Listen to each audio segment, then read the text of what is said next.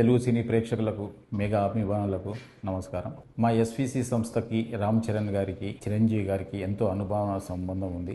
మా ఇద్దరి మధ్యలో చరణ్ గారికి నా మధ్యలో మంచి రిలేషన్షిప్ ఉంది. నేను అభిమానించే హీరోల్లో రామ్ చరణ్ గారు ఒకరు. ఆయనని అవమానపరచడం కానీ ఆయనని కించపరచడం కానీ నా జన్మలో నేను ఎప్పుడు చేయను. నేను ఇచ్చిన ఇంటర్వ్యూలో ఆయన గురించి చిన్న మాట దొర్లినా అది నా తప్పే.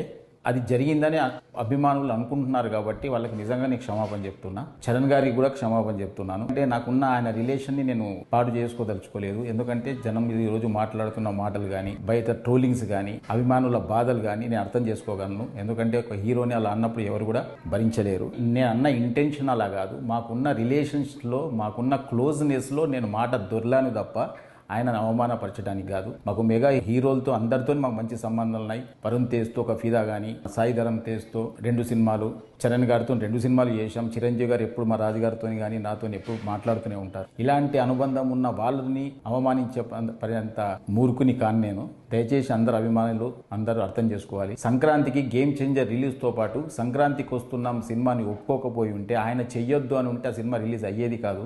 ఆ రోజు ఆయన మనసు గొప్పది కాబట్టి ఆ రోజు ఇబ్బందులో ఉంటారేమో ఫైనాన్షియల్గా అనుకుంటూ కూడా ఆయన, ఎందుకంటే పెద్దగా బడ్జెట్ అయిన సినిమా కాబట్టి మీరు మంచిగా దీన్ని కూడా రిలీజ్ చేసుకోండి అని ఒక గొప్ప మనసుతో ఒప్పుకున్న వ్యక్తి ఆయన. ఆయనను ఎందుకు అవమానపరుస్తాం?